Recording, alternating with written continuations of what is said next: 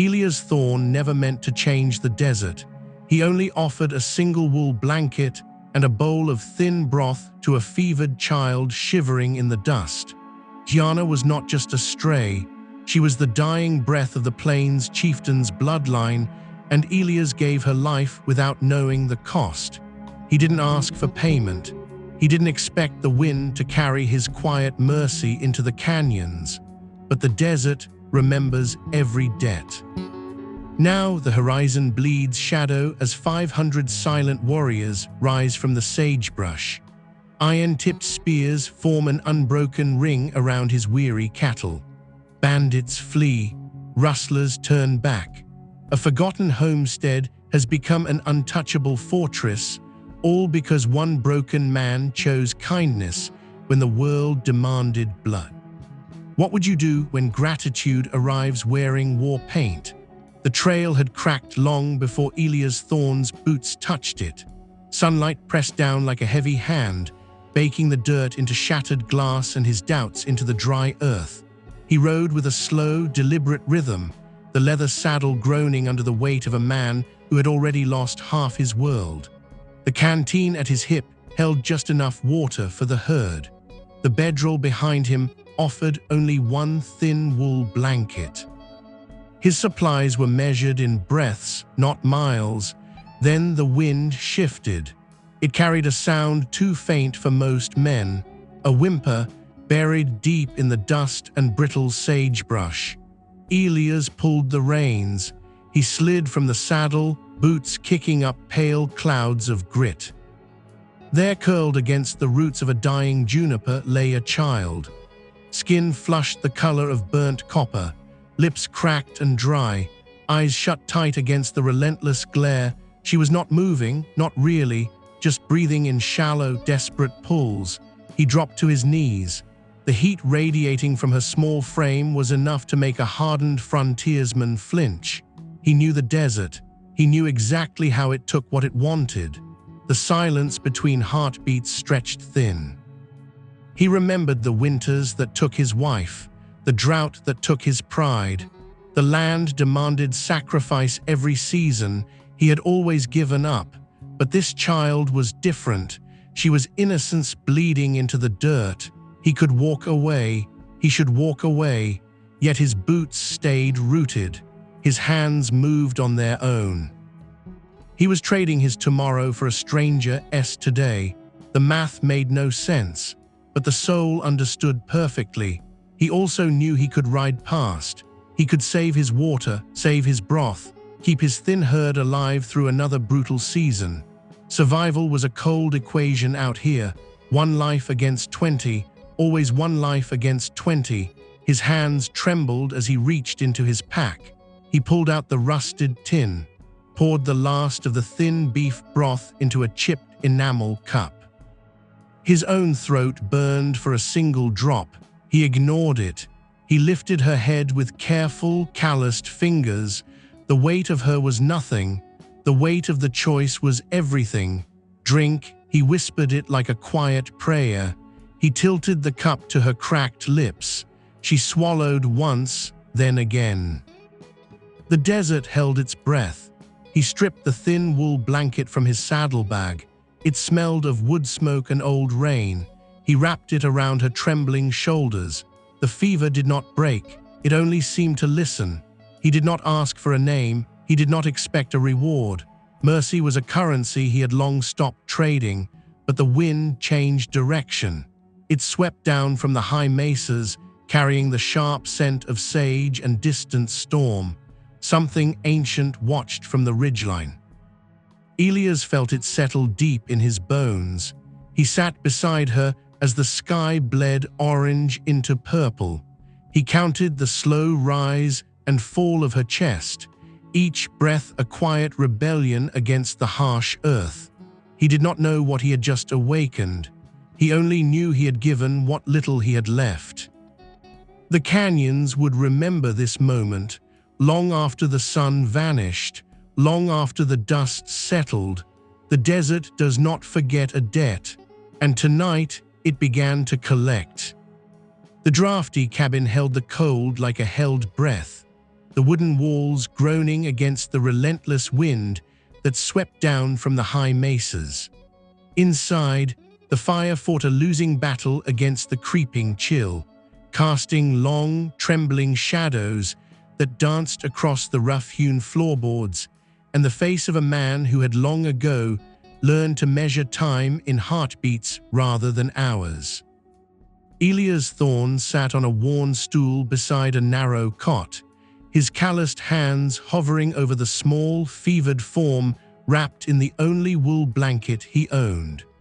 Yana shivered beneath the coarse fabric, her breathing shallow and ragged, each inhale a fragile thing that seemed ready to snap in the heavy air. He had built this homestead with his own 2 hands, splitting timber, hauling water, driving fence posts into stubborn earth, but none of that mattered now. None of the sweat or the blood or the quiet years of isolation mattered when faced with the quiet, burning reality of a dying child on his floor. He knew cattle. He knew the weight of a well-bred steer, the rhythm of a herd on the trail, the exact tension needed in a rein to guide a nervous mare through rocky terrain. He did not know healing. He did not know how to coax life back into a body that the desert had marked for the dust. Yet he tried. Every movement was deliberate, measured, born of a desperation he refused to name. He reached for the tin cup resting on the rough table, his fingers brushing the chipped enamel as he poured a meager amount of thin broth from a cast-iron pot simmering over dying embers. The liquid was barely enough to fill the bottom of the cup, a pale reflection of the water he had carefully rationed for his herd. He watched it pool, the steam curling upward like a ghost, and felt the familiar, heavy knot of doubt tighten in his chest. He could walk away. He should walk away. The math of survival was cold and unyielding, a ledger written in dust and dried mud. 20 head of cattle depended on that water. 20 mouths would go thirsty if he poured every drop into the fire and the fever. But the child was not a number. She was not a line in a ledger. She was a breath. And he had already chosen the breath. He lifted the cup, his arm steady despite the tremor in his thoughts, and brought it to her cracked lips. She swallowed once, a weak, involuntary motion, then again. The broth disappeared into her, and he knew it would not be enough. It was never enough, but it was all he had. He spoke to the fire more than he spoke to her, his voice low and rough, scraping against the silence of the room. He told himself it was just mercy. Just a fleeting kindness in a world that had long forgotten the meaning of the word.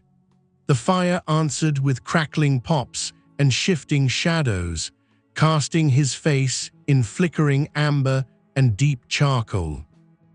He watched the flames consume the dry wood, feeling the heat against his knuckles, and wondered if he was watching his own future burn away with it. Outside, the wind shifted direction, carrying a new sound across the barren stretch of sagebrush and cracked earth. It was faint at first, a rhythmic thudding that blended with the howling gale, but soon it separated from the chaos, distinct and deliberate. Hoofbeats, slow, distant, but unmistakable. They drummed a steady cadence against the hardpan, a slow, deliberate rhythm that spoke of purpose rather than wandering. Elias did not move. He kept his eyes on the girl, his hands resting lightly on the edge of the cot, but every muscle in his body coiled tight, listening to the land wake up around him. The desert never slept. It only waited. It watched men make choices in the quiet hours, cataloging every drop of water given, every blanket shared, every breath spared. He had always believed the land was indifferent, a vast, uncaring expanse that demanded blood and took it without ceremony. But now, sitting in the dim light of a failing fire, he felt the weight of something ancient settling over the homestead. It was not a threat. It was not a promise. It was simply presence. A quiet acknowledgement that a line had been crossed, a boundary drawn not in wire or timber, but in the space between a man's hesitation and his hand. He wiped sweat from his brow with the back of his wrist, the salt and grime mixing on his skin, and poured another fraction of the broth into the cup. He did not count the drops. He did not measure the loss. He simply watched the girl's chest rise and fall, matching his own breathing to hers, as if he could anchor her to the earth by sheer will alone. The shadows lengthened. The fire burned lower. The hoofbeats faded into the wind, swallowed by the vastness of the plains, but the rhythm remained, echoing in his bones, a slow, steady pulse that mirrored the turning of the world. He knew then that he had not just taken in a stray. He had invited something into his life that could not be dismissed, could not be buried, could not be forgotten. The desert was awake, and it was watching. He sat through the night, his back stiffening against the wooden stool, his eyes never leaving the small form beneath the wool, his mind cycling through memories of winters past, of empty tables, of fences that broke under the weight of snow and time. He had lost so much already. He had learned to live with the hollow spaces, to build his days around absence rather than presence. But this child was filling the silence with something he could not name, a quiet gravity that pulled at his chest and refused to let go. Dawn approached slowly, a pale grey bleeding into the edges of the window, but the fever did not break. It only deepened, burning hotter, demanding more. He reached for the water barrel, dipping a ladle into the cold depths, and poured it slowly into a clean cloth.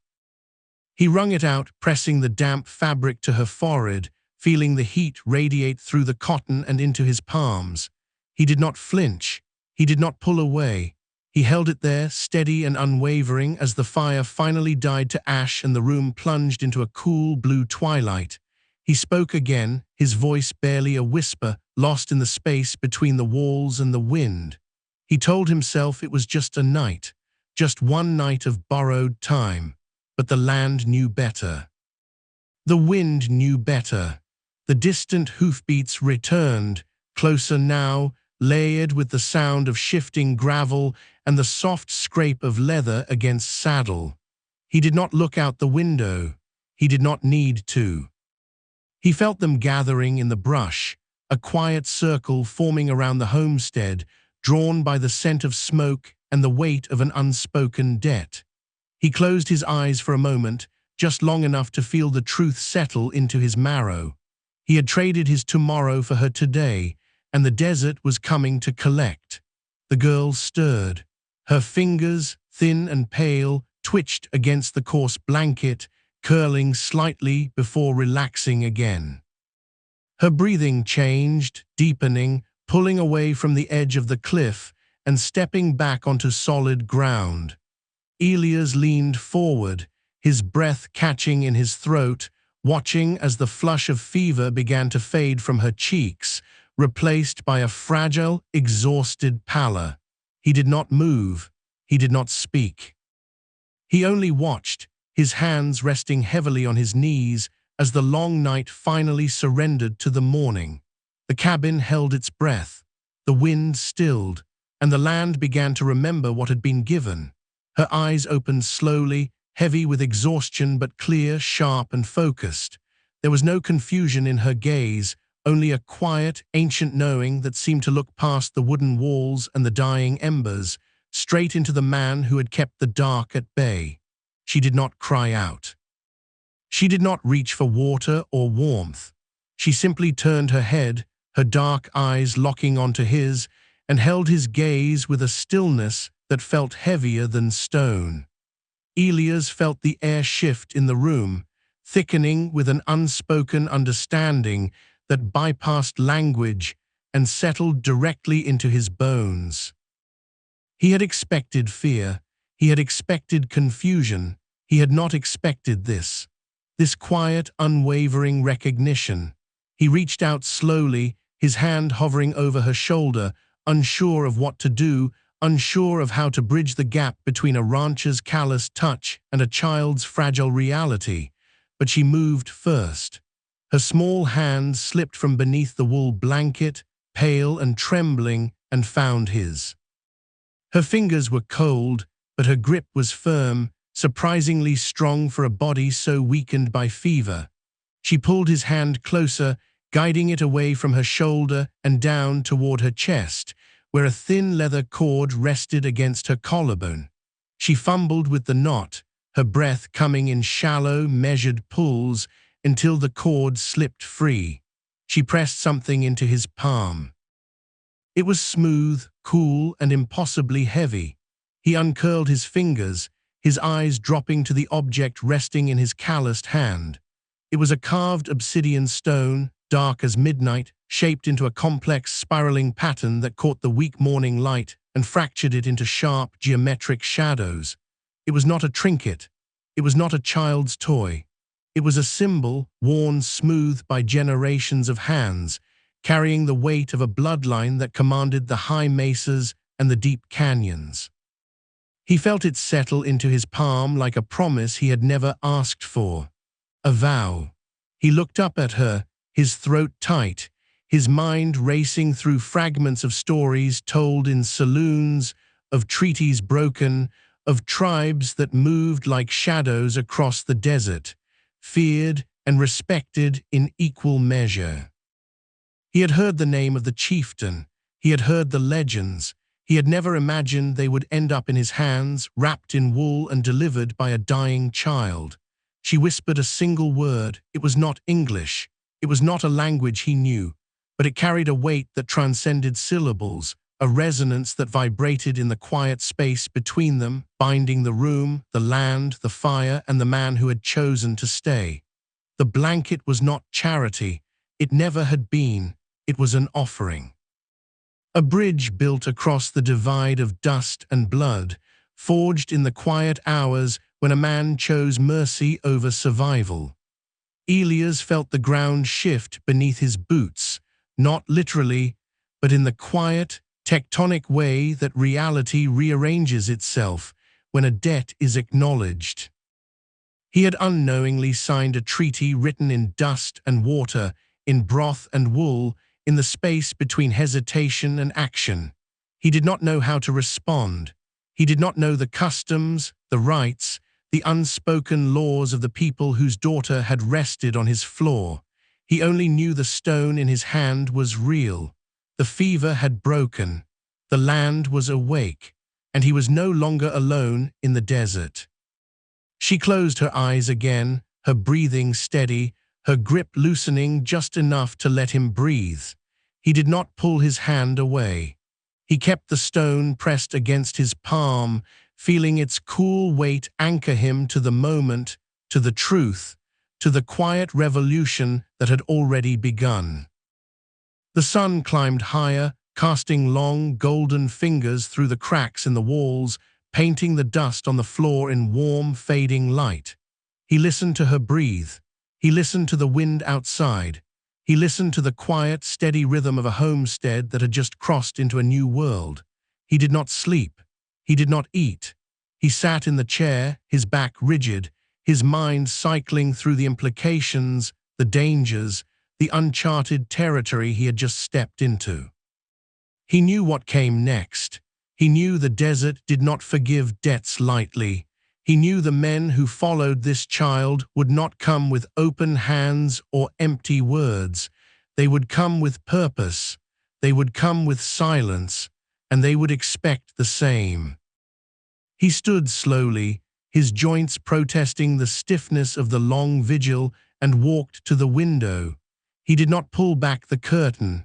He only watched the light change on the sagebrush, the way the shadows stretched and contracted with the turning of the earth. He felt the stone in his pocket, heavy and quiet, a constant reminder of the line he had crossed. He returned to the cot, adjusting the blanket, checking her temperature with the back of his hand, doing all the small, meaningless things that kept a man anchored when the world threatened to spin out of control. The hours passed. The fire remained dead.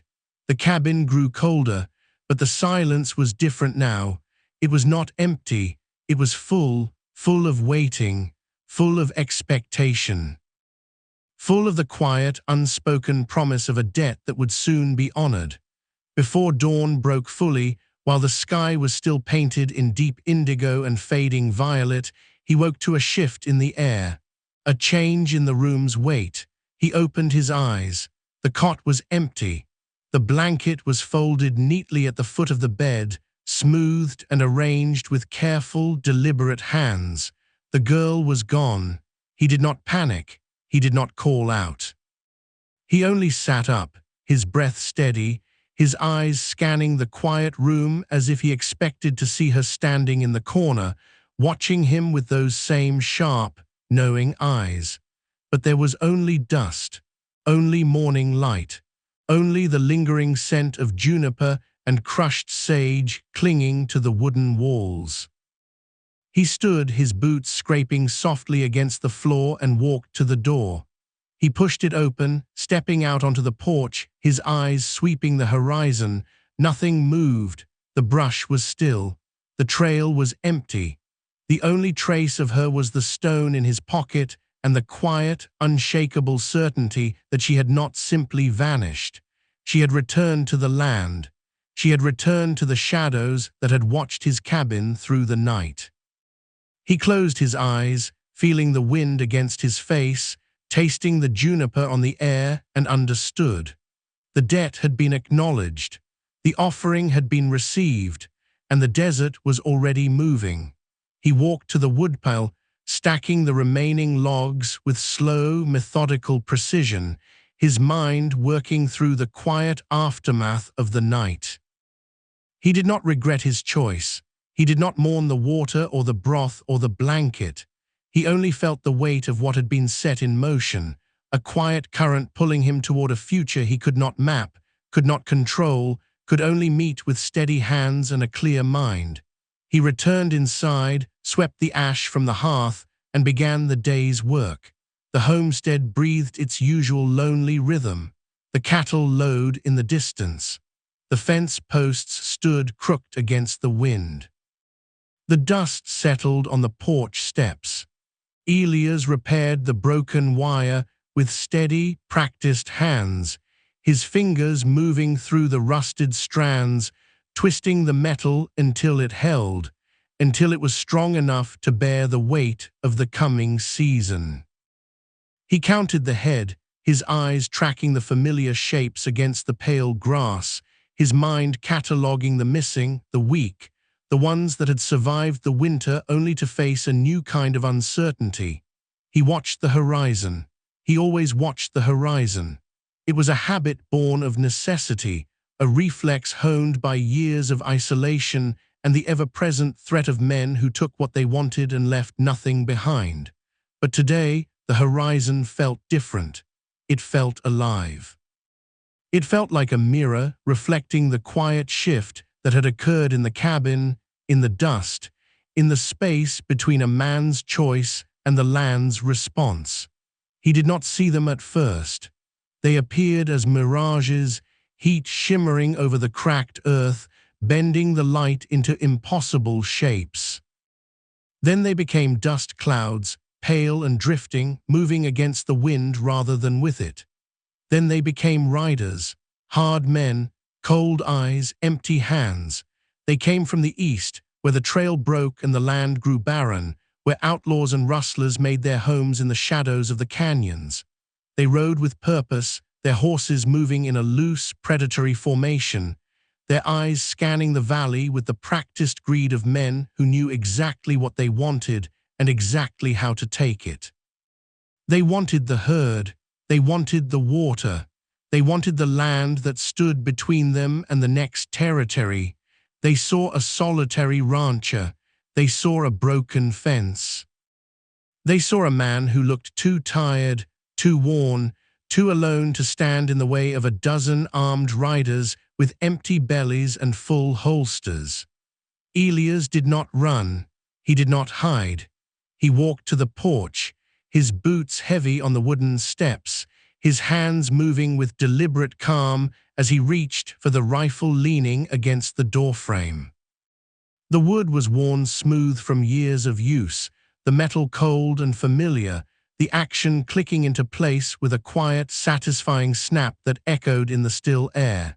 He did not rush. He did not fumble. He loaded the chamber with steady, practiced fingers, each motion precise, each breath measured, his mind clearing of doubt and filling with a quiet, unshakable certainty. He knew the odds. He knew the numbers. He knew what was coming. But he also knew what he had already given. He had already paid his price. He had already crossed the line, and the desert was watching. The riders slowed as they approached the homestead, their horses snorting, their boots kicking up pale clouds of dust that settled slowly on the dry grass. They did not speak. They did not call out. They only watched, their eyes fixed on the man standing on the porch, his rifle resting easily in his hands, his stance relaxed but unyielding. He did not raise the weapon. He did not aim. He simply held it, his fingers resting lightly against the wood, his eyes meeting theirs with a calm that felt like a wall. They saw it. They felt it. The quiet certainty of a man who had nothing left to lose, who had already given away his survival, who was standing not out of pride, but out of a quiet, unbreakable promise. The wind picked up, carrying the scent of dust and dry sage, the sound of shifting gravel and heavy breathing. The desert held its breath. The riders shifted in their saddles, their hands drifting toward their holsters, their eyes narrowing as they weighed the man, the rifle, the empty homestead, the quiet horizon. Elias did not blink. He did not speak. He only stood, his weight balanced, his mind clear, his heart steady with the quiet rhythm of a man who had already chosen his fate. The land was waking. The debt was due, and the desert would not forget what had been given. What would you do when the price of mercy is written in dust and blood, and the only thing left to stand between you and the storm is the quiet certainty of a choice you have already made? If you rode with me this far, you know the weight of a single choice in a land that only measures survival in dust and blood. Elias stood on that porch with a rifle he barely needed and a promise he already kept. The Rustlers saw a broken man. The desert saw a blood oath, but the wire is cut. The shadows are moving, and the night is about to test whether mercy can truly stand against the iron edge of greed, if this story has stirred something old in your chest. If you believe kindness still carries a weight the frontier cannot ignore, tap the like button and subscribe to keep these tales alive in the wind. Leave your mark in the comments below. Tell me exactly where you're watching from tonight so I know how far across the territories this story has traveled. The ridge is waking. The spears are rising, and what happens when the dark finally answers will change this valley forever. Stay close. The first strike is already in the air. Night fell heavy and fast. It swallowed the valley in a single breath, pulling the light from the sky and replacing it with a thick, suffocating indigo that pressed down on the earth like a weighted blanket. The wind died without warning. The crickets fell silent. The only sound left was the scrape of iron on wire, a deliberate, grinding rhythm. Cutting through the quiet like a blade dragged across bone.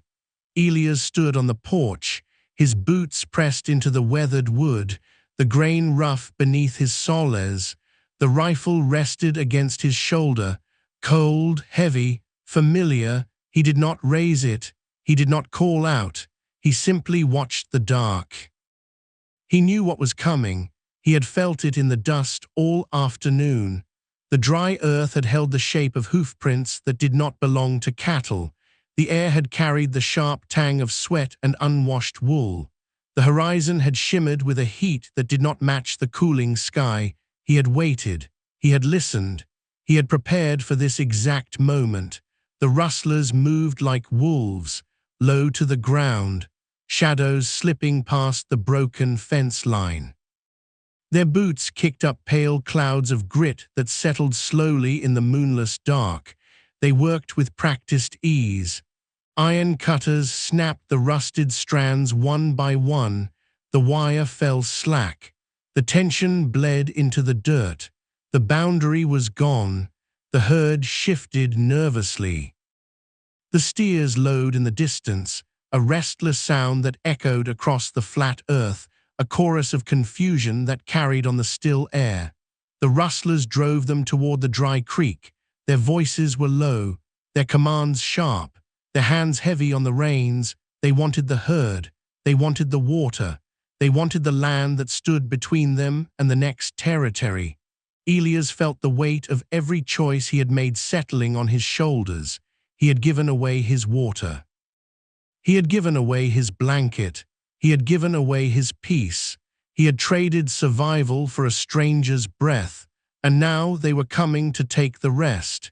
He could fire. He could drop the first man. He could turn the night into chaos.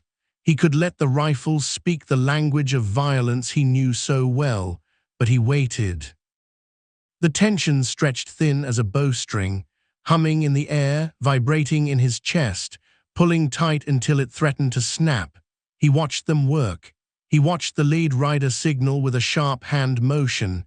He watched the cattle shift, nervous, confused, their hooves scraping against the hardpan. The desert was listening. The ridges were holding their breath. The silence was not empty. It was full of waiting, full of expectation, full of the quiet. Unspoken promise of a debt that was about to be called in. Elias closed his eyes for a fraction of a second.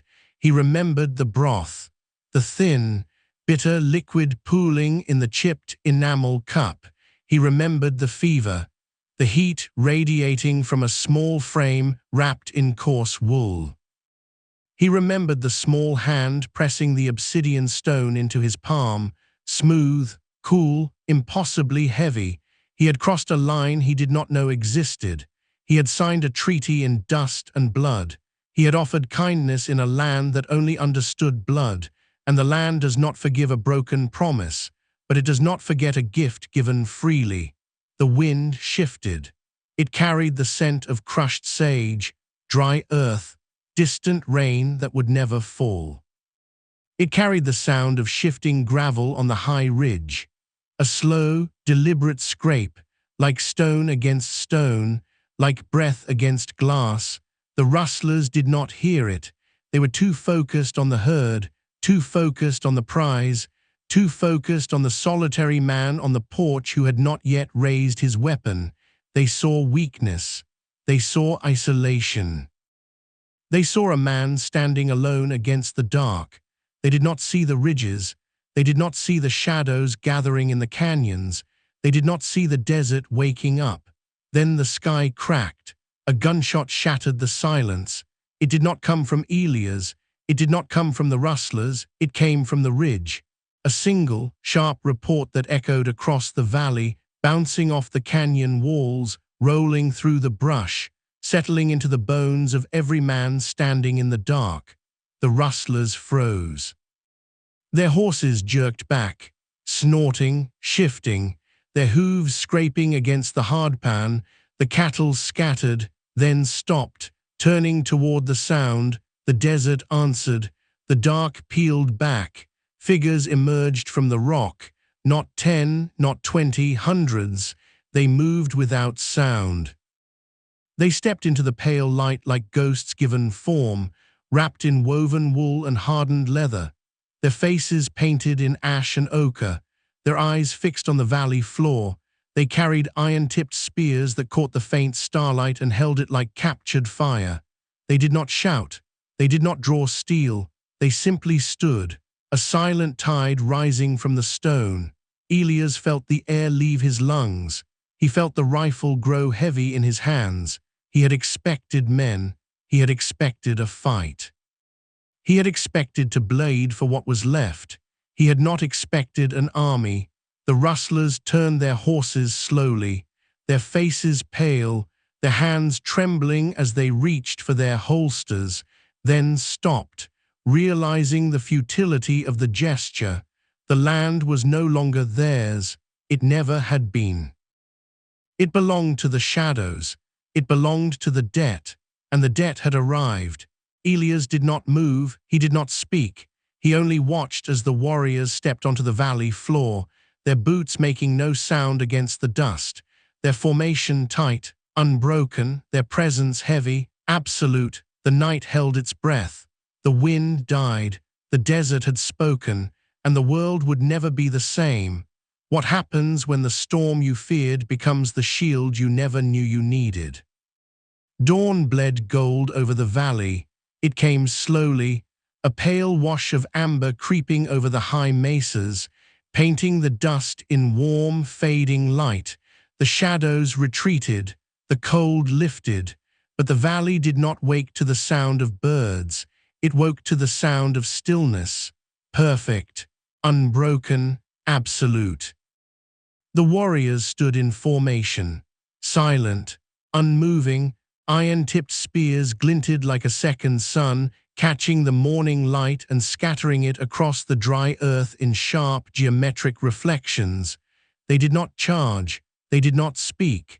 They simply closed the gap, moving with a slow, deliberate rhythm that felt less like marching and more like breathing, a steady pulse, a quiet tide.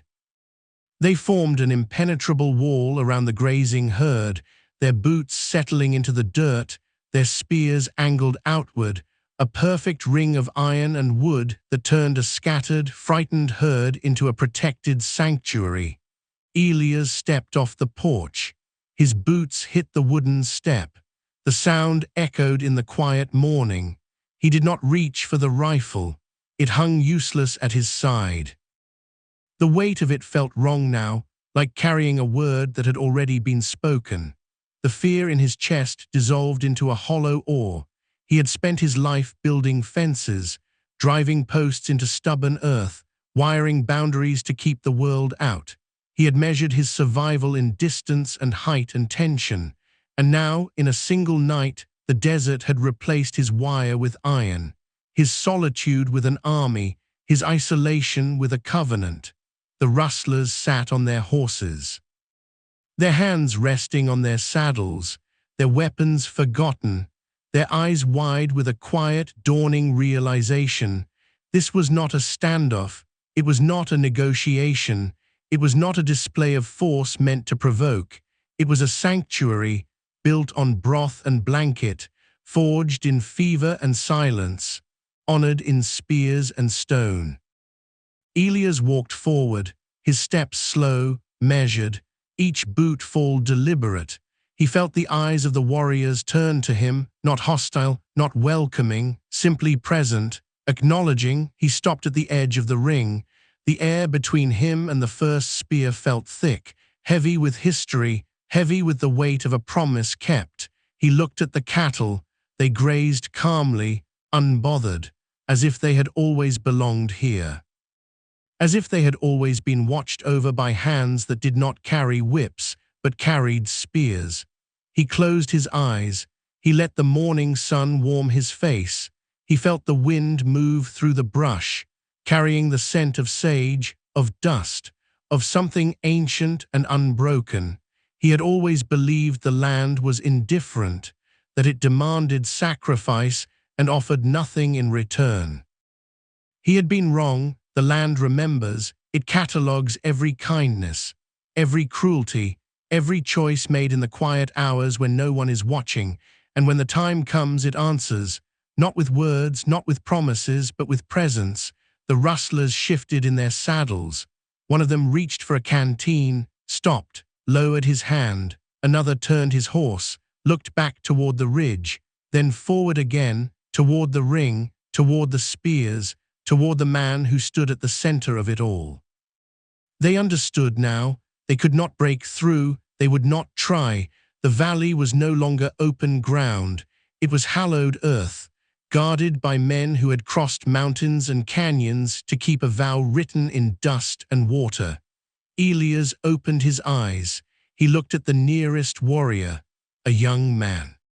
Face painted in ash, eyes steady, unflinching, he did not nod, he did not speak, he simply met the gaze, and in that quiet exchange the past fell away, the doubt dissolved, the weight lifted. He was not a man standing alone against the world. He was a man standing in the center of a circle that had been drawn long before he ever touched a plow. The desert had not abandoned him, it had claimed him, and in claiming him it had protected him. The rustlers began to move, slowly, deliberately, turning their horses away from the ring, riding toward the trail, toward the broken wire, toward the empty horizon. They did not look back. They did not need to. The message had been delivered. The boundary had been redrawn. The herd would remain. The water would stay. The land would hold. Elias stood in the quiet morning, listening to the hoofbeats fade, watching the dust settle, feeling the sun rise higher. He did not know what would happen next. He did not know how long the spears would remain. He only knew that he was no longer fighting the desert. He was standing with it. And for the first time in years, the silence did not feel empty. It felt like peace. What would you build with your life if you finally understood that mercy is not a weakness, but a bridge? A man stepped from the center of the ring. He moved with the slow, deliberate grace of weathered stone. His boots settled into the dust without sound. His posture straight, unyielding. He wore no armor. He carried no steel. Only a worn staff, darkened by years of sun and rain, carved with symbols that caught the morning light and held it like memories. His face was lined with decades of wind and winter. His eyes like flint, sharp, cold, but not cruel. They held the weight of mountains, the patience of rivers, the quiet certainty of a man who had seen empires rise and fall in the span of a single lifetime. Chieftain. The name did not need to be spoken. It lived in the stillness of his presence. In the way the warriors shifted slightly as he passed, in the way the air seemed to bend toward him, he walked to Elias, stopped an arm's length away. The desert held its breath. The wind stilled. The cattle lowered their heads. The valley waited. Elias stood straight, his hands empty, his shoulders squared. He did not look away. He did not flinch. He met the flint with his own quiet exhaustion. Two men standing in the dust, separated by culture, bound by choice. The chieftain did not speak first. He let the silence stretch, let it settle into the soil, let it carry the weight of everything that had been given, everything that had been taken, everything that remained. Then he spoke, 3 words, spoken in a voice low and steady, carrying across the flat earth like a stone dropped into still water. The debt is honored. Elias felt them settle into his chest, not as a command, not as a warning, but as a truth, a quiet, unshakable fact that rearranged the world around him. He had expected a demand. He had expected a price. He had not expected a closing. He offered the only thing he had left. A nod, simple, direct, unadorned, the language of men who have seen the same storms, who know that words are often too heavy to carry, that action is the only true currency, that survival is not won by taking but by choosing what to keep. The chieftain returned the nod. His staff tapped once against the ground, a soft sound, a final sound. He turned, walked back to the center of the ring, raised his hand. The warriors shifted, not in unison, but with purpose. The iron wall parted, slowly, deliberately, opening a path through the center of the valley. The herd stirred, then settled. The spears lowered, not in surrender, in respect, in completion. The chieftain did not look back. He walked toward the ridge. His warriors followed, a silent tide retreating into the stone. Leaving the valley open, leaving the herd safe, leaving the land changed. Elias stood alone in the morning light, the dust settling around his boots, the rifle heavy at his side, the obsidian stone warm in his pocket. He did not move until the last figure disappeared into the high brush. He did not call out. He did not thank the empty air. He simply stood, breathing, watching. Feeling the weight of what had just happened settle into the soil, into the wood, into the quiet corners of his chest. The desert had not abandoned him. It had never intended to. It had only been waiting for a man to prove he was worth the wind. The fence lines would still break. The water would still run dry. The cattle would still wander, but the fear would not return. The silence would not feel like emptiness. It would feel like presence. He turned back toward the porch, his steps slow, measured. The wood groaned beneath his boots. The door stood open. The cabin waited. He did not rush. He did not hurry. He only walked, knowing that the world outside had shifted, that the boundary was no longer drawn in wire, that it was drawn in blood, in broth, in breath. He stepped inside, closed the door, sat in the worn chair, listened to the quiet. And for the first time in a long, long time, he did not feel alone. The land remembered, the desert honored, and the man who had chosen kindness when the world demanded blood finally understood that he had not been saving a child. He had been saving himself. What would you leave behind when you finally realize that the greatest fortress is not built of stone, but of the choices you refuse to regret? Peace is fragile in the territories, a thin veneer stretched over ancient fault lines of pride and survival, and it shatters with the sound of a single horse approaching at a measured trot. The federal marshal rode into the valley with papers rolled tight in his coat pocket and a posture rigid as iron, his boots polished, his spurs catching the pale morning light in sharp, metallic flashes that cut through the quiet dust of the homestead. He carried the weight of distant cities, of law written on parchment and enforced by the barrel of a government-issued revolver, and he looked upon the valley with the narrow eyes of a man who only saw what could be controlled, what could be taxed, what could be broken to his design. He saw the tribal perimeter not as a sanctuary, but as a threat. He saw 500 silent warriors standing in the brush not as guardians of a vow, but as an occupation.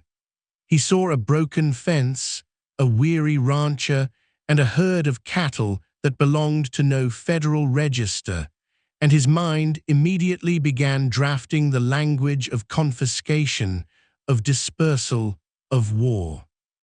Elias felt the shift in the air before the marshal even spoke, a heavy pressure settling over the porch, the weight of two worlds colliding in the narrow space between a man's quiet choice and the law's loud demand. He watched the rider dismount, his boots striking the hardpan with deliberate force, his coat flaring in the dry wind as he adjusted his hat and stepped forward with the confident stride of authority that had never been tested by the desert's indifference. The marshal did not greet him. He did not offer a nod. He simply reached into his coat and withdrew a sheaf of official documents, the paper crisp and white against the faded canvas of his sleeve, and held it out like a verdict. He spoke of federal jurisdiction, of territorial boundaries, of the danger posed by unauthorized assemblies on settled land. He spoke of dispersal. He spoke of confiscation. He spoke of war if the camp was not dismantled by sunset. Elias stood on the porch, his hands resting lightly against the rough wooden rail, and felt the familiar, hollow ache of a man caught between two irreconcilable truths. He knew the law of paper. He knew its weight, its cold logic, its unyielding demand for order in a landscape that only understood rhythm and rain. But he also knew the law of the land. He knew the quiet pulse of the desert, the ancient ledger written in dust and blood, the unspoken covenant that bound a man's mercy to the earth's memory. He felt the marshal's eyes sweep past him, taking in the silent figures in the sagebrush, the iron-tipped spears catching the sun, the unbroken ring that had transformed his struggling homestead into a living fortress. The Marshal saw savages. The warriors saw a trespasser. Elias saw a man who had never learned that some debts cannot be settled with ink, only with breath. He felt the weight of every choice he had ever made pressing against his ribs, the cold broth, the thin blanket, the fevered child, the quiet promise that had drawn an army to his gate, and he understood with aching clarity that he was no longer just a rancher. He was a bridge. He was the fragile span between parchment and stone, between the rigid geometry of government and the fluid, ancient currents of the plains. He stepped forward. His boots moved slowly against the wood, each step measured, each breath steady, and he did not raise his voice. He did not reach for the rifle leaning against the doorframe. He simply stood in the space between the law and the land, his shoulders squared, his eyes meeting the Marshal's with a quiet intensity that carried across the dry earth like a stone dropped into still water. He spoke his truth in a voice that was barely louder than the wind, yet it carried to the ridge, it carried to the brush, it carried into the bones of every man standing in the valley, a simple acknowledgement that the line had already been drawn, not in wire, but in choice, and that he would not cross it backward. The Marshal's jaw tightened. His fingers curled around the documents, the paper crinkling in his grip, and for a long moment the only sound was the dry rustle of sage and the distant, restless lowing of cattle. The air grew thick, heavy with the unspoken threat of violence, with the weight of centuries of conflict pressing down on two men standing in the dust, neither willing to yield, neither willing to break. The Marshal's hand drifted toward his hip, his thumb resting against the worn grip of his sidearm, his eyes hardening into flint as he weighed the risk, the cost, the certainty of his authority against the silent, immovable presence of 500 warriors who had crossed mountains to keep a promise. The desert held its breath. The wind stilled. The valley waited. Elias did not move. He did not flinch. He simply stood, his weight balanced, his mind clear, his heart steady with the quiet rhythm of a man who had already paid his price, who had already traded his survival for a stranger's breath, who understood that mercy is not a weakness, but a boundary, and that some lines are meant to be crossed only once. The Marshal's voice broke the silence, sharp and commanding, demanding compliance, demanding dispersal, demanding the immediate removal of the camp. Elias offered no argument. He offered no defense. He only looked at the man, really looked at him, past the badge and the papers and the rigid posture, and saw the fear beneath the authority, the uncertainty beneath the certainty, the quiet terror of a man who had spent his life enforcing rules that meant nothing to the wind. He felt the weight of the moment settle into his marrow, the realization that this was not a battle of guns, but a collision of worlds, and that the only way to win was to refuse to play. He stepped down from the porch. His boots sank slightly into the dry soil. He did not draw a weapon. He did not raise his hands. He simply walked toward the creek, his pace slow, deliberate, each step a quiet rebellion against the expectation of violence, each breath a steady anchor in the rising tide of tension. The warriors shifted, not in threat, in acknowledgement. Their spears remained lowered. Their eyes remained fixed. They watched the man who had offered a blanket walk into the dust, and they understood what he was doing. They understood the language of surrender that was actually a declaration of truth. Elias reached the dry creek bed, the cracked earth split open by seasons of drought and time, and he stopped. He looked at the Marshal. He looked at the ridge. He looked at the valley. Then he kicked the dust. a single, deliberate motion. A cloud of pale grit rose into the air, settling slowly around his boots, marking the ground, drawing a line that existed not in law but in conscience. He stepped back. He reached to his shoulder. He unslung the rifle. The wood was worn smooth. The metal was cold. He placed it gently on the dirt, directly on the line he had drawn, the barrel pointing away, the stock resting flat, a silent offering, a quiet surrender, a profound declaration that he would not fight for land, but he would stand for truth. He turned. He walked back to the porch. His steps were slow, measured, unhurried. He sat on the top step. He rested his hands on his knees. He watched. The silence stretched. It thickened. It pressed down on the valley like a physical weight, heavy with expectation, heavy with consequence, heavy with the quiet understanding that the next move would define everything. The Marshal stood frozen, his hand still resting on his holster, his eyes locked on the rifle lying in the dust, then lifting slowly to take in the 500 silent shadows standing in the brush, their spears catching the sun, their formation unbroken, their presence absolute.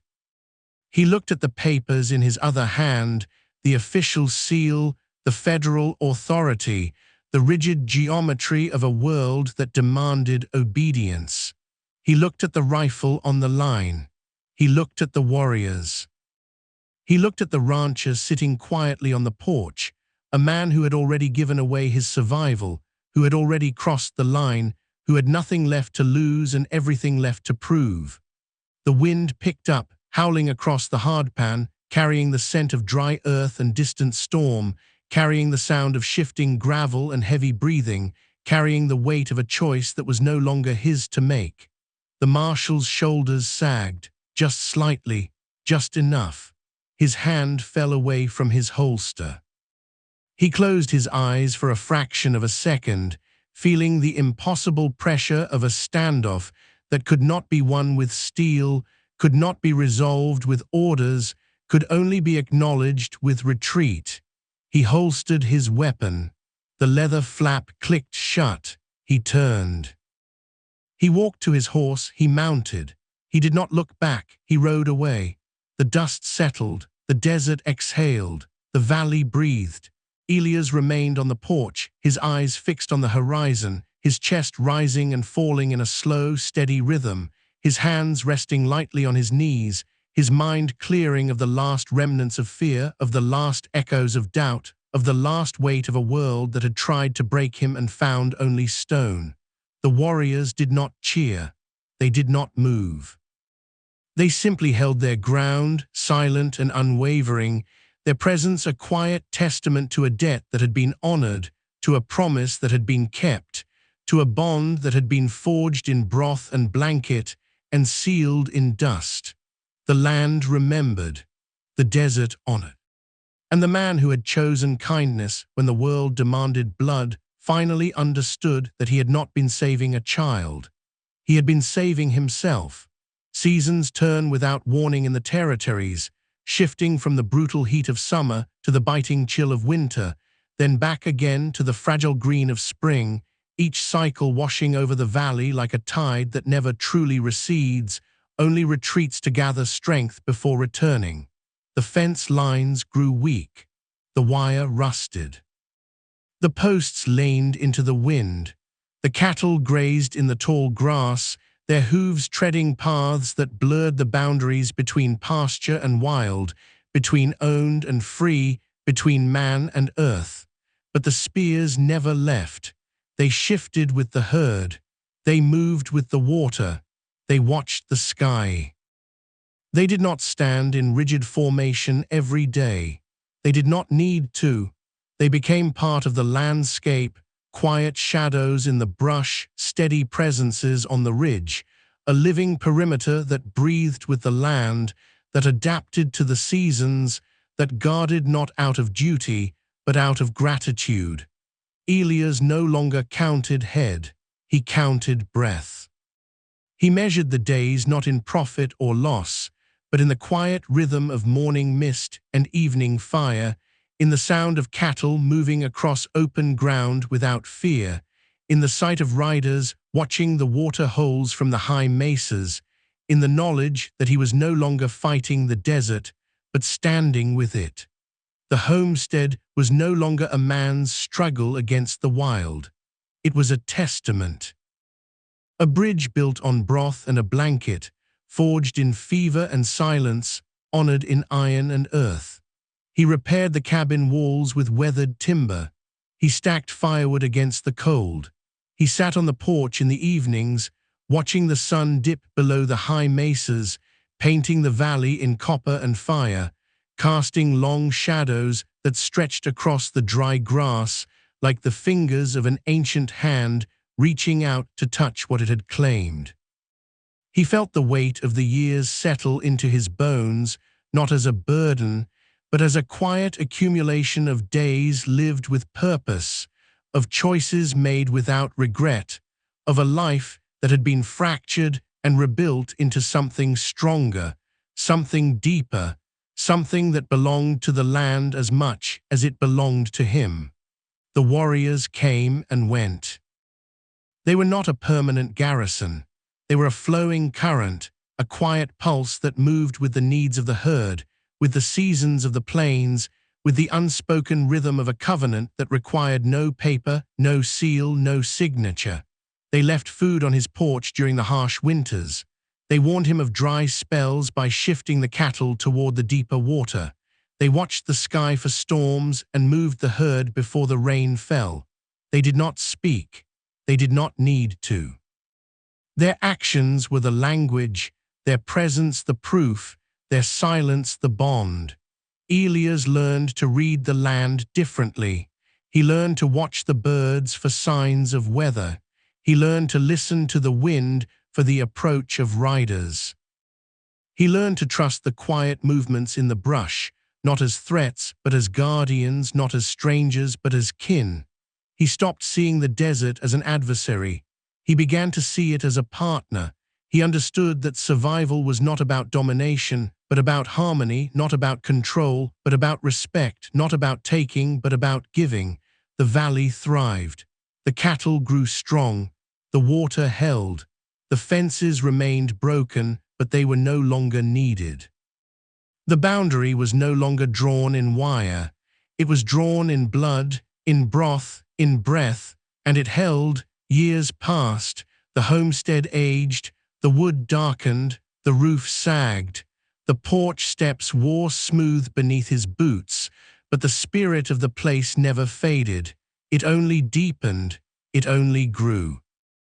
It became a quiet legend in the territories, a story told in low voices around campfires, a tale of a broken rancher who offered a single blanket to a dying child and woke to find an army standing guard, a fortress built not of stone, but of gratitude, a sanctuary forged in the space between hesitation and action. The Marshal never returned. The Rustlers stayed away. The desert kept its peace. And the wind carried the story across the plains, from canyon to mesa, from ridge to valley, a quiet echo of what happens when mercy meets the edge of violence, what happens when kindness refuses to yield, what happens when a man chooses the breath over the ledger, the earth over the paper, the promise over the prophet. The sun sets over the valley, painting the spears in copper and fire, casting long shadows that stretch across the dry grass, wrapping the homestead in a quiet, unbroken light that speaks of days survived, of debts honored, of bonds forged in the quiet hours when the world demands blood and a man offers bread instead. The land remembers. The desert honors. And if you listen closely to the wind, it still asks what you would do when kindness wears the face of war, when the price of mercy is written in dust and blood, and the only thing left to stand between you and the storm is the quiet certainty of a choice you have already made. What would you leave behind when you finally realize that the greatest fortress is not built of stone, but of the choices you refuse to regret. Tell me where you watch from tonight, so I know how far across the territories this story has traveled, because the desert never forgets, and neither do I. If this story stirred a memory or two, saddle up with us again. Hit subscribe and help this old frontier tales alive. Out here, every name, every trail, every sunset still matter. So till we meet again, friend, keep your hat tipped to the past and your heart pointed west.